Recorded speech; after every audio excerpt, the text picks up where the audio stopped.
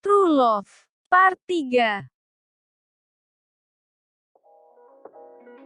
Suami saya menjadi luar biasa baik. Dia bangun lebih pagi, menyapa saya setiap bangun tidur, mengecup kening saya, selalu ingin saya sayang, selalu ingin saya peluk. Bahkan HP-nya sudah pakai fingerprint saya. Tidak ada lagi rahasia di antara kami. Dia terkadang memasak untuk saya, dan tidak pernah menyuruh saya untuk mengerjakan pekerjaan rumah. Namun di sisi lain, saya berjuang mematahkan perasaan bahwa dia sedang menebus kesalahannya, bahwa dia melakukan semuanya karena dia merasa bersalah, bukan karena dia mencintai saya. Waktu berjalan, saya mencoba percaya bahwa dia benar-benar mencintai saya seperti apa yang selalu dia katakan. 1 bulan berlalu, dan ternyata saya mengandung. Karena kesehatan saya selalu menurun, saya harus menjalani rawat jalan di kota saya, yang artinya kami harus berpisah untuk sementara waktu. Sampai Ramadan tiba, kami masih berpisah dan akhirnya kami bisa bersama-sama saat mudik.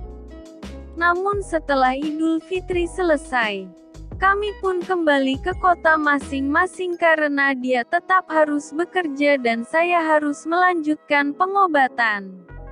Selama itu, saya menjadi insecure karena terakhir kali kami berjauhan, menghasilkan cerita yang menyakitkan.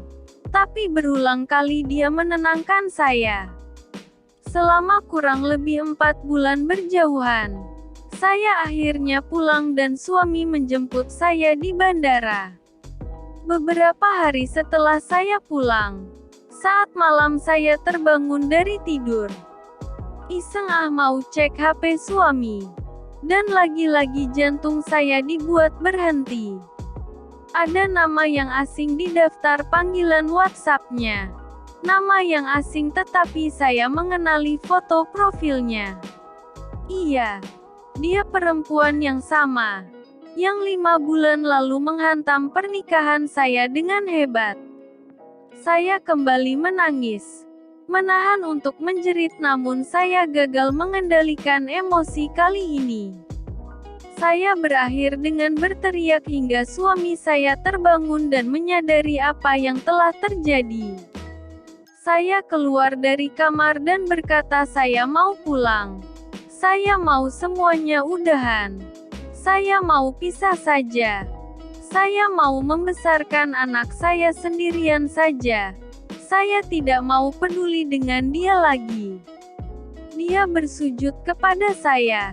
Dia mencoba untuk mencium kaki saya sambil memohon. Saya tetap tidak mau. Saya telepon kembali orang tuanya dan berkata saya mau pisah. Saya ingin dikembalikan ke orang tua saya. Malam itu saya benar-benar hancur. Luka saya belum kering, tapi sudah dia robek kembali dan dibuat semakin lebar. Kamu benar. Aku haus akan perhatian. Aku sukanya tebar pesona. Kamu benar. Tapi aku sedikit pun gak cinta sama dia. Dia mencoba menjelaskan. Tapi saya benar-benar gak karuan. Saya tetap meminta pergi. Gak bisa. Gak mau. Aku mau sama kamu sampai mati. Dia berkata seperti itu.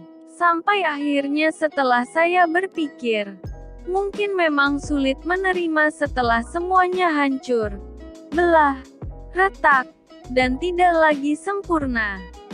Tapi saya menarik kembali alasan kenapa dulu saya mau menikahi pria yang tidak sempurna ini. Saya sadar, berpisah mungkin akan membuat ego saya puas. Tapi bagaimana dengan perasaannya? Bagaimana dengan usahanya juga untuk menerima saya? Bagaimana dengan anak kami yang ada di dalam perut saya? Saya pikir mudah untuk mencintai seseorang saat dia mencintaimu juga. mudah saat dia melakukan semua yang membahagiakan. Tapi bagaimana dengan menikah?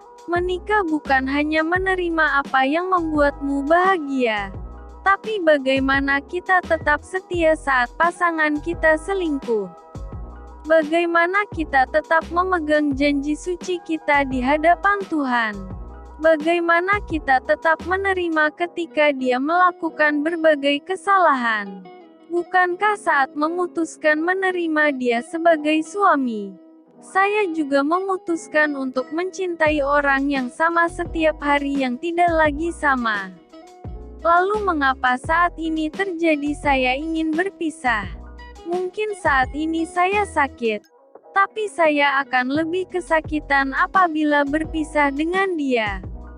Lebih dari seminggu saya terus menangis setiap saat.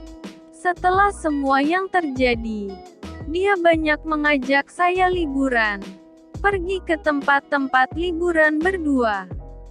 Saya memutuskan untuk bertahan dan setelah semuanya, saya merasa suami saya mulai memeluk saya jauh lebih hangat, menggenggam tangan saya jauh lebih erat, dan perlahan perasaannya menjadi lebih hebat.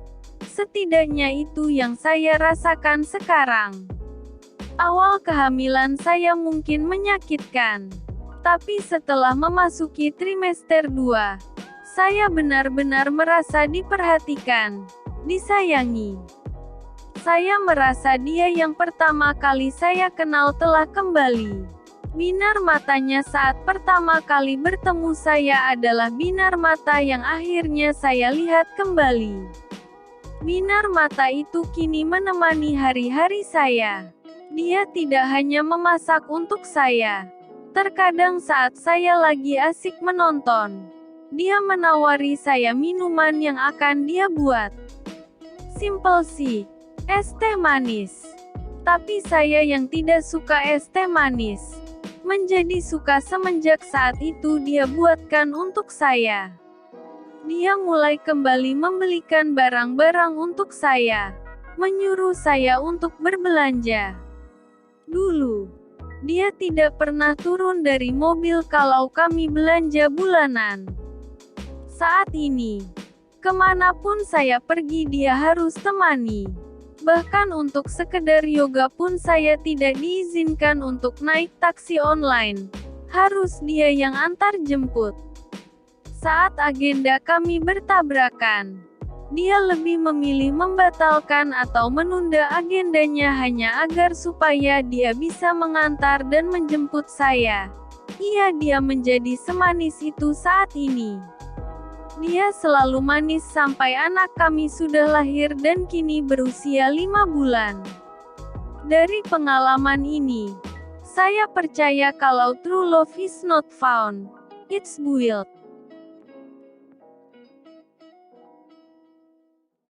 The end.